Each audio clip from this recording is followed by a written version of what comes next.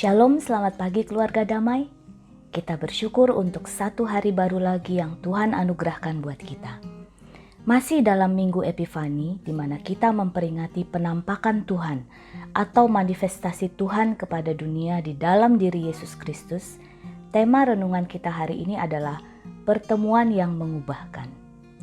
Kita akan bersama-sama membaca dan merenungkan firman Tuhan yang terambil dari Lukas 5 ayat 1-11. Saya akan membacakannya bagi kita semua. Pada suatu kali Yesus berdiri di pantai Danau Genesaret, sedang orang banyak mengerumuni dia hendak mendengarkan firman Allah. Ia melihat dua perahu di tepi pantai. Nelayan-nelayannya telah turun dan sedang membasuh jalannya. Ia naik ke dalam salah satu perahu itu, yaitu perahu Simon, dan menyuruh dia supaya menolakkan perahunya sedikit jauh dari pantai. Lalu ia duduk dan mengajar orang banyak dari atas perahu. Setelah selesai berbicara, ia berkata kepada Simon, "Bertolaklah ke tempat yang dalam dan tebarkanlah jalamu untuk menangkap ikan." Simon menjawab, "Guru, telah sepanjang malam kami bekerja keras dan kami tidak menangkap apa-apa. Tetapi karena engkau menyuruhnya, aku akan menebarkan jala juga."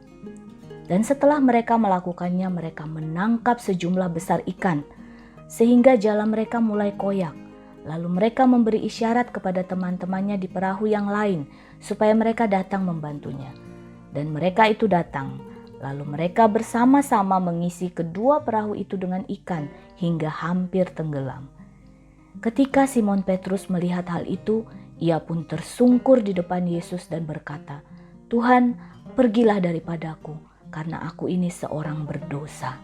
Sebab ia dan semua orang yang bersama-sama dengan dia takjub oleh karena banyaknya ikan yang mereka tangkap. Demikian juga Yakobus dan Yohanes, anak-anak Zebedeus yang menjadi teman Simon.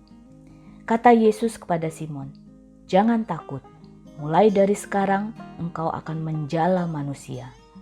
Dan sesudah mereka menghela perahu-perahunya ke darat, mereka pun meninggalkan segala sesuatu lalu mengikut Yesus. Bapak, Ibu, dan Saudara yang terkasih, seorang motivator pernah mengatakan bahwa hidup adalah rangkaian pertemuan-pertemuan, dan grafik kehidupan kita seringkali merupakan dampak dari pertemuan-pertemuan tersebut, baik itu besar ataupun kecil, baik itu positif maupun negatif. Firman yang kita baca hari ini menceritakan tentang pertemuan yang paling penting dan terutama dalam kehidupan setiap orang, yakni pertemuan dengan Tuhan. Kita akan belajar melalui pertemuan Simon atau yang nantinya lebih kita kenal dengan sebutan Rasul Petrus dengan Tuhan dalam diri Yesus Kristus. Di ayat yang ketiga dikatakan, ia naik ke dalam salah satu perahu itu, yaitu perahu Simon.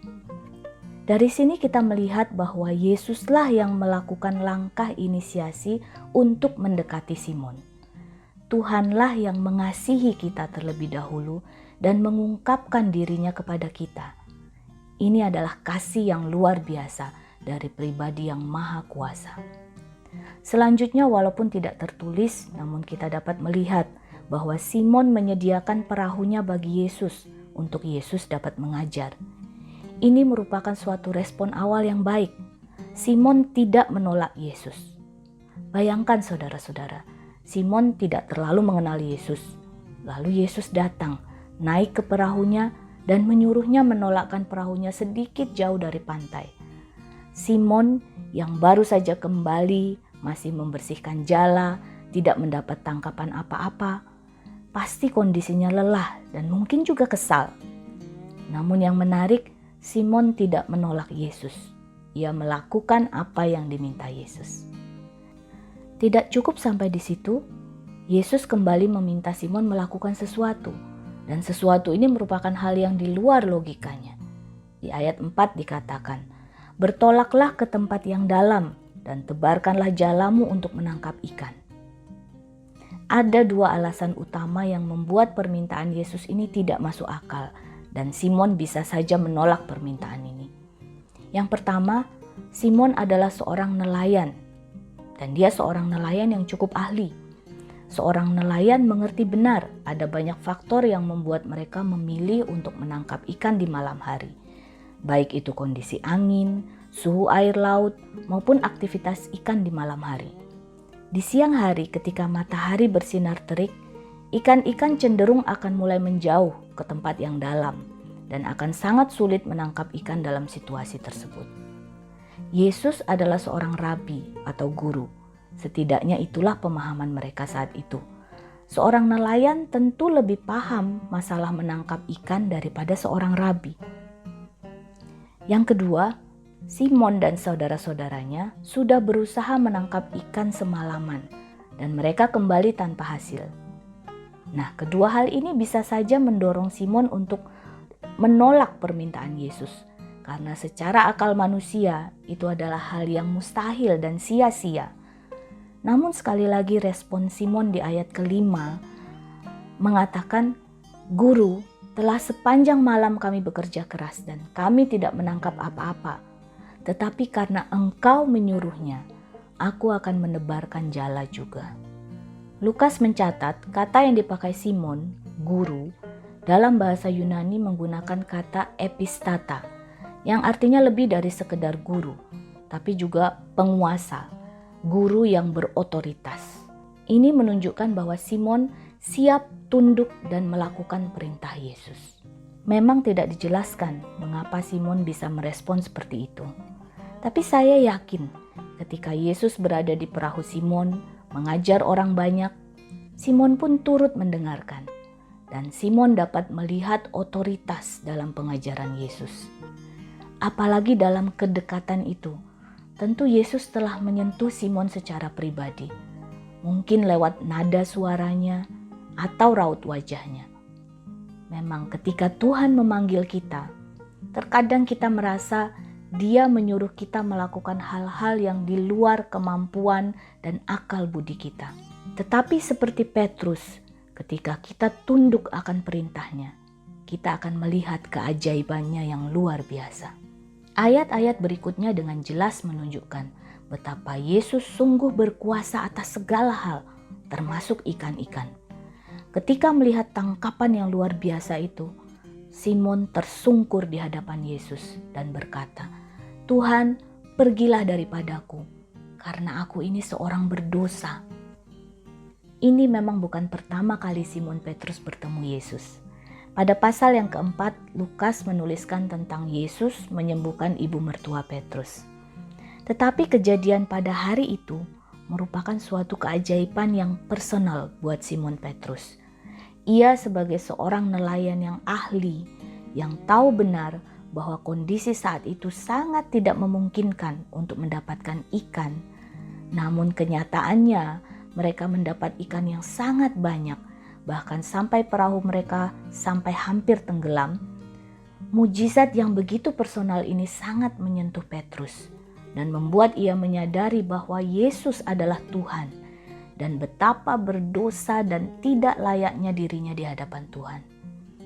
Tetapi Tuhan tahu, justru karena kita memang umat yang berdosa, Ia datang untuk menebus kita dan mengangkat kita dari dosa-dosa tersebut.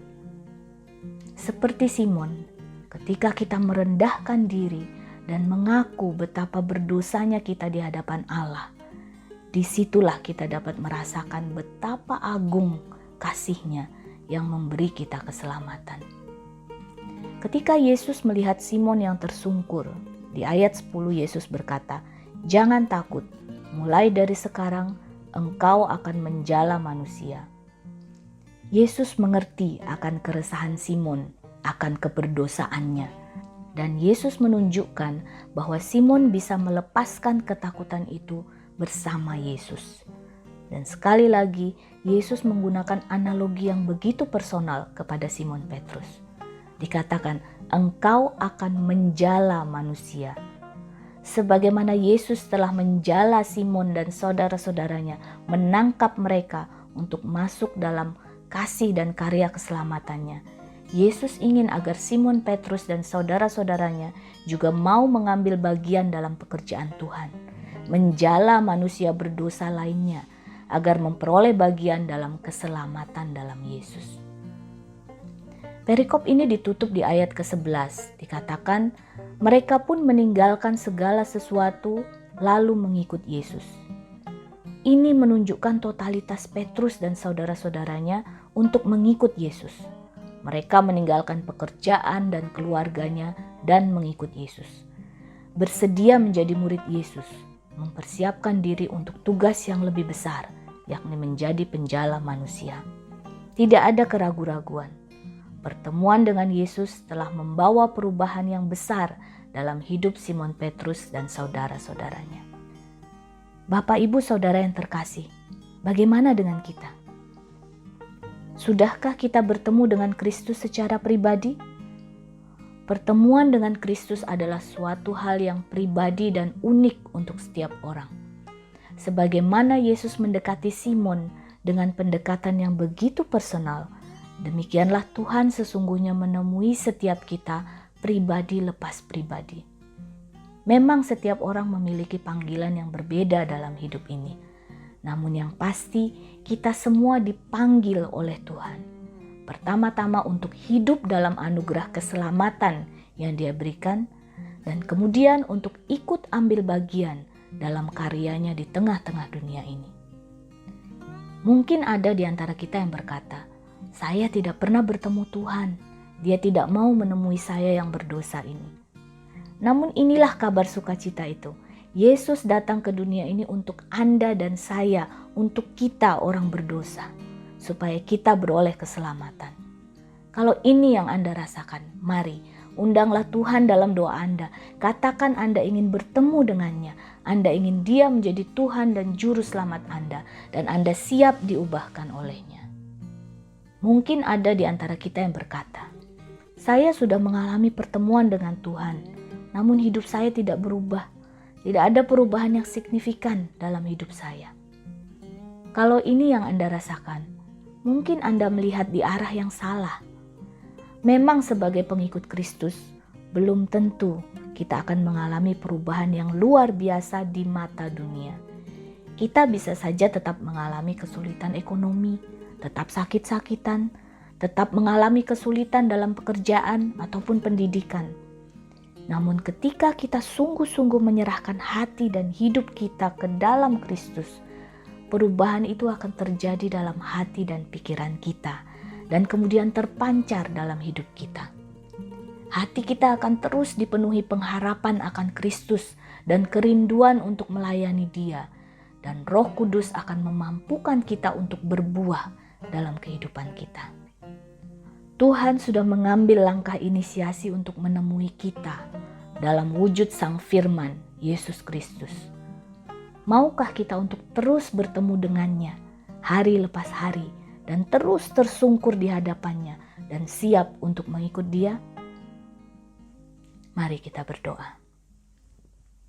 Allah Bapa yang kami kasihi, terima kasih ya Tuhan, karena Engkau yang begitu mulia telah mau datang menemui kami yang hina dan berdosa ini. Tuhan, ajarlah kami untuk boleh mengalami dan menikmati pertemuan dengan-Mu dalam keseharian kami. Dan ajar kami sebagaimana Petrus untuk dapat merespon pertemuan dengan-Mu dengan kesiapan dan kerelaan hati untuk diubahkan dan dipakai sebagai bagian dari karya-Mu di dunia ini. Terima kasih. Di dalam nama Yesus kami berdoa. Amin. Keluarga damai, perubahan apa yang Anda rindukan terjadi dalam kehidupan iman Anda saat ini? Mari letakkan di bawah kaki Yesus dan biarkan Roh Kudus bekerja dalam hati Anda. Tuhan memberkati.